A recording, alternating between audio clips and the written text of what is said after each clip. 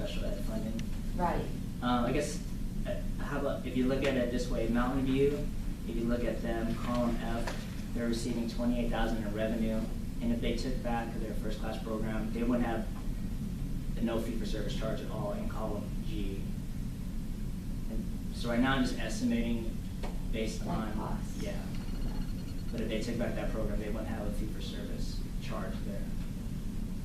So based on the permanent transfer decision on Friday, this will change. Was Mountain View on there? Yes. Yeah. So then that would increase our costs.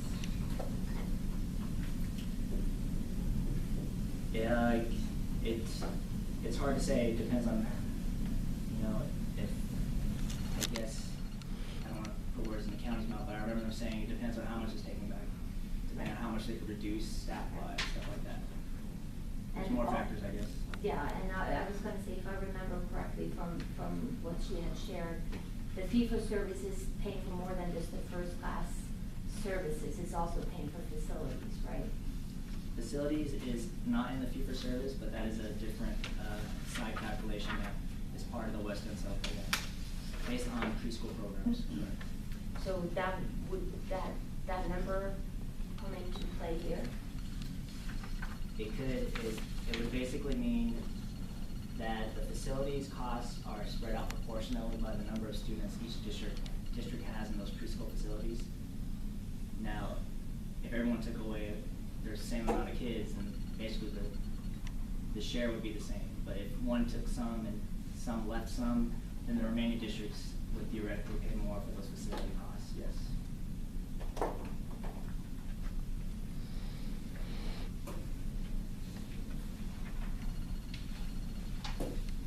Any other questions, comments, discussion?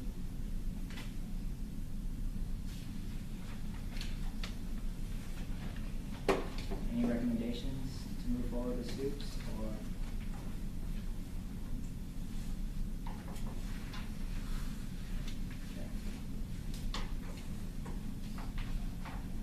We have Rita who wants to speak to C4.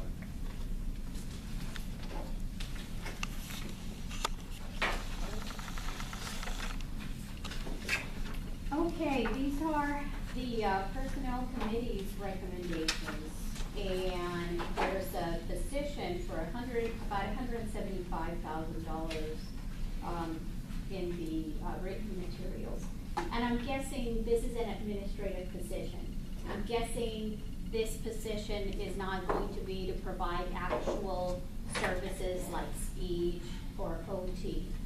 But here, once again, we see the same trend, or just trying to throw money at the problem. And as I've commented in the past, the SELPA needs to fix the structural problems that are happening as a result of the inadequate services that students are being provided. And just as an example, in my district, I recently attended a presentation. There's a trend of declining enrollment everywhere, except for charter schools. They're increasing in enrollment. We recently approved one in Chino, and they already have 83 people signed up, and they just started taking registration. That's not happening in our local public schools, and we need to be asking the question why, and we know why. And throwing more money at the problem is not the answer. In Upland, for the first time in recent history, they're gonna see enrollment at less than 10,000 ADA. And right now, they have $48, about $48 coming per ADA for their lottery restricted fund. And the SELPA X-Pot is $48 and some cents. So they are literally sending their entire lottery restricted fund over to the West End SELPA. And it's not getting them any help or better services. It's getting them bad community relations and an increase in litigation. So more money is not the answer. But here, once again, here's another item where the solution that the West End Self-Administration proposes is just send us more money. The X-Pot, I believe in 2006, was at $20 per ADA. and now it's more than double. So I encourage you to look at the structural deficiencies that are happening and addressing those rather than just throw money at the problem. Thank you. Okay, I really covered this already in my admin report, but I'll share again that we had the work group and we talked about, again, we looked at the loss that we had, nearly 2 years ago when we had 6 program specialists to support the district, to facilitate IEP meetings, to come in and support with a lot of new teacher training, as well as other training that we provide across the SELPA. And now we are down to 3, and if we lost that additional, it would be 2.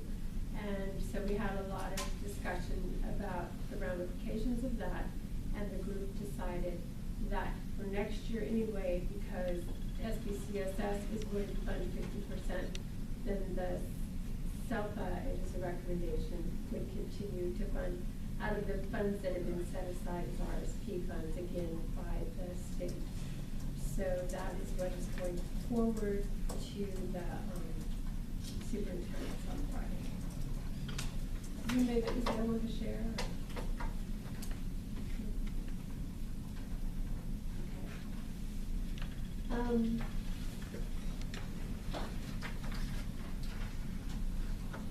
We have D, future agenda items. Are there any agenda items you'd like to request?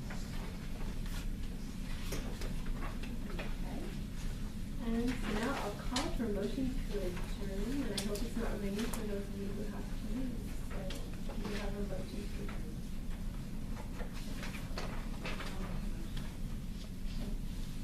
Marina and Susie second. Thank you so much. And all in favor?